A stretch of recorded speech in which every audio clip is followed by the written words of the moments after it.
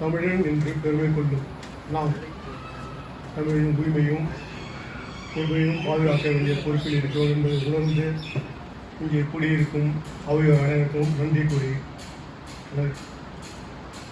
வணக்கம் கூறி கவிதை ஆரம்பிக்கின்றோம். தமிழ் எங்கள் உரிமை பயிருக்கு வேர், அதனால் துறைதோறும் தமிழை சேர்.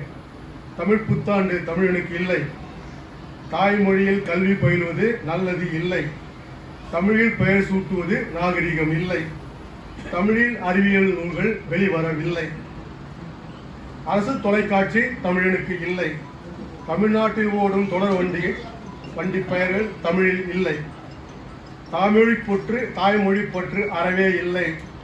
ஒரு அப்துல் ஹமீதும் அமெரிக்கரும் பிற மொழி கலவாமல் திறம்பட பேசும்போது நம் குப்பனும் சுப்பனும் தூய தமிழில் பேசுவது எப்போது?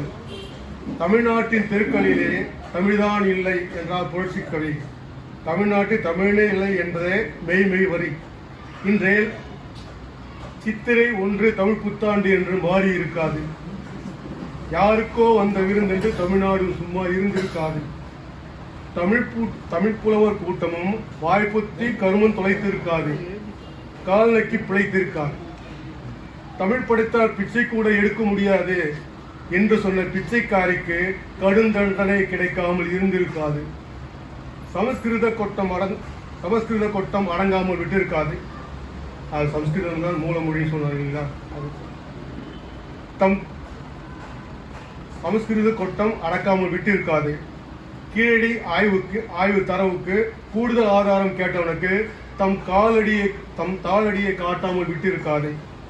தமிழ் மட்டும் வேறு இனத்தானுக்கு தாய்மொழியாக இருந்திருந்தால் தமிழ் உலகை ஆண்டிருக்கும் என்போரும் உண்டு.